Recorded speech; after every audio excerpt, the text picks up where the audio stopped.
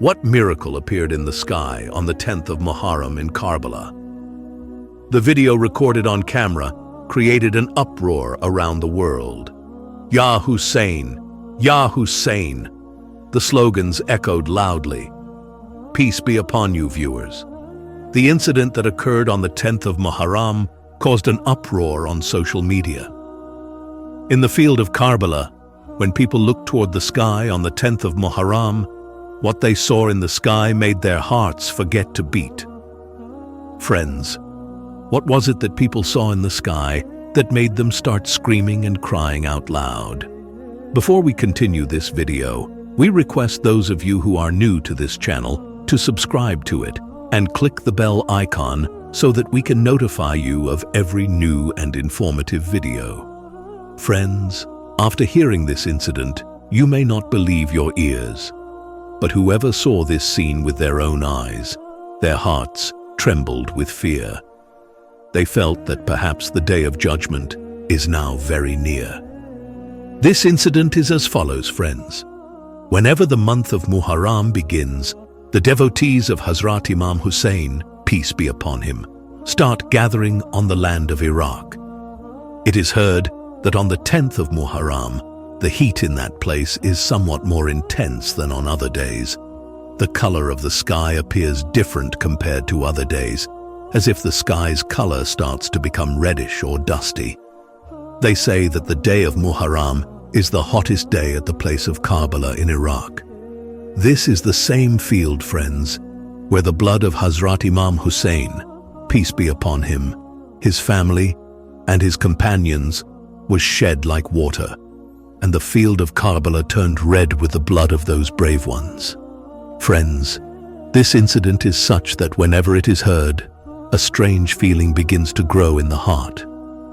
Whenever the cruelty and insensitivity of Yazid are read in the pages of history, the heart weeps tears of blood, the eyes begin to flow with tears, and the blood shows such warmth that if Yazid were in front of us, he would be torn apart.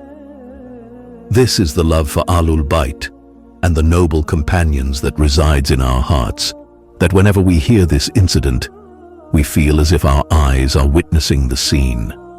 And those who go to the field of Karbala, when they remember these incidents, it feels as if everything is happening in front of their eyes. Curses rise from the heart against the enemies of the religion. With such emotions, a young man named Hussain also arrived in Iraq from Pakistan on the first date of Muharram. His intention was also to remain in Iraq until the 10th of Muharram. He spent many days at the blessed shrine of Hazrat Imam Hussain, peace be upon him, and he also went to the shrine of Hazrat Abbas, peace be upon him, where his eyes began to close.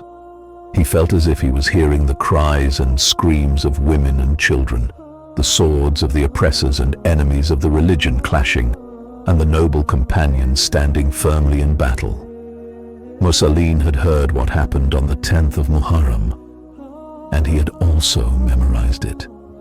The incident of Karbala is not only a unique and strange event in Islamic history, but also in the history of the world.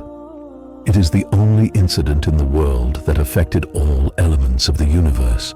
The sky was affected, the earth was affected, the sun and the moon were affected, even the Lord of the worlds himself was affected.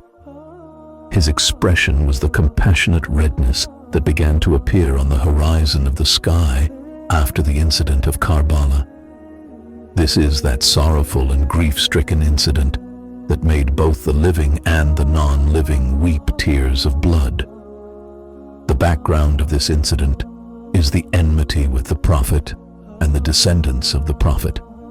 The children of those disbelievers who were killed in Badr, Uhud, Khandak and Khyber apparently accepted Islam and sought revenge against the Prophet Muhammad and the commander of the faithful Hazrat Ali, peace be upon him.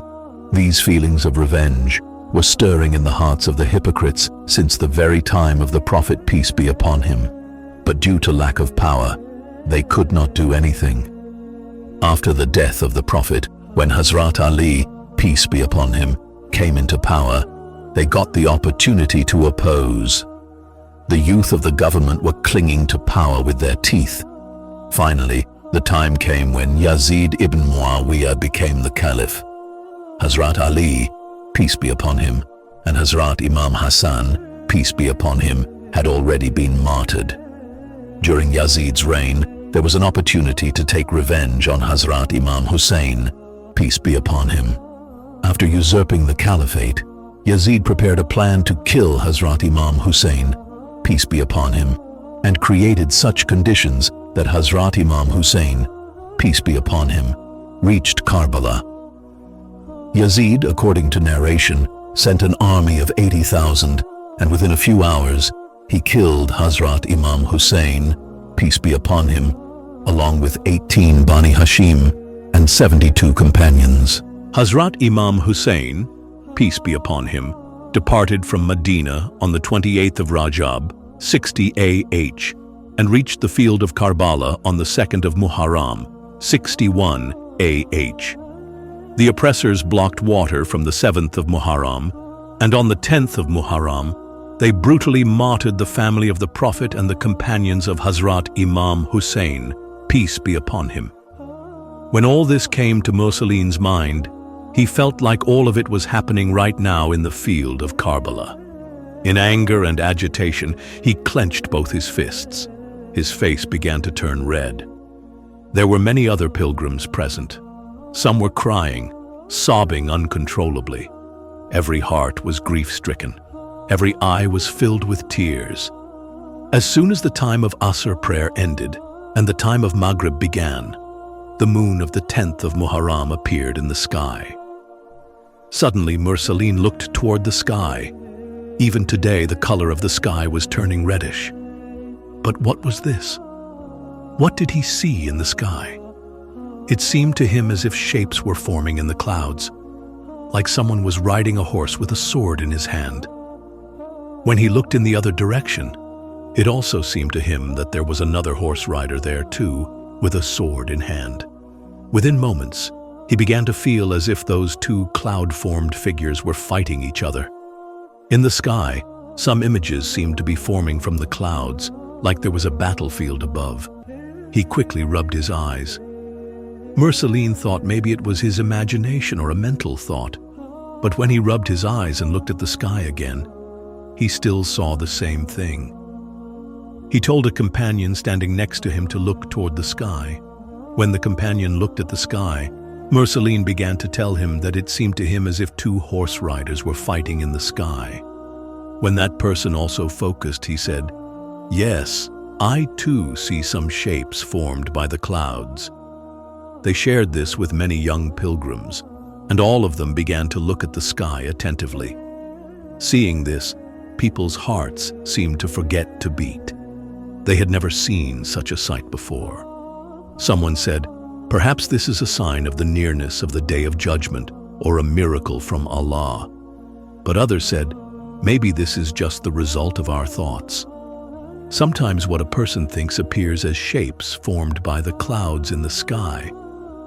Sometimes a woman spinning yarn appears in the moon, and sometimes it seems like the moon has eyes, a nose and a mouth. As the saying goes, as many mouths, as many words. But the dominant assumption was that perhaps Mursalin, by remembering such events, was feeling like it was happening. And Allah knows best what the reality of this incident is. It is true that as soon as Muharram begins, wherever Muslims are, they all join in the grief of Hazrat Imam Hussain, peace be upon him. As soon as they remember the incident of Karbala, their eyes begin to fill with tears. Tears start flowing from the eyes, and hearts begin to tremble in the chests. It feels as if on every 10th of Muharram, the incident of Karbala is being repeated. The sorrow becomes fresh again. Friends, loving the noble companions, and al-Bayt, and the hearts trembling, and the eyes crying in their grief, is a sign of love for them. This reaction reflects the presence of faith within us. The Prophet said that loving al-Bayt and the companions is, in fact, loving the Prophet, and having hatred for them is like having hatred for the Prophet. In the Holy Quran, Allah Almighty says, Allah is pleased with them, and they are pleased with Him. This pleasure of Allah is the greatest success. Surah Al-Ma'idah. And from the emigrants, Muhajirin, and their helpers, Ansar, those who believed first and those who followed them in excellence, Allah is pleased with all of them, and they are pleased with Him. And He has prepared for them gardens beneath which rivers flow, in which they will abide forever. This is the great success. Surah Al-Tawbah. May Allah keep the hearts of all Muslims always illuminated with the love of Allah, His Messenger, Al-Bayt, peace be upon them, and the noble companions. May Allah be pleased with them all.